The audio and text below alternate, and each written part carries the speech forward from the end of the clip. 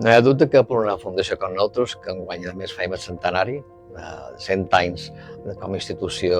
de la lluita per intentar que aquestes persones tinguin qualitat de vida, menors que no poden viure en les seves famílies,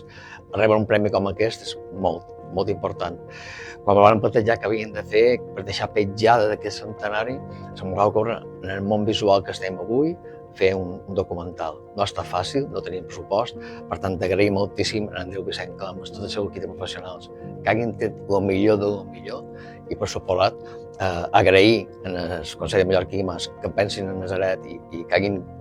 pogut donar aquesta empenta que farà que això arribi a molta més gent, aquesta problemàtica dels famosos 18 anys per la població tutelada, i agrair als professionals que van feina cada dia amb aquest menors i aquest acompanyament en aquests joves per arribar a les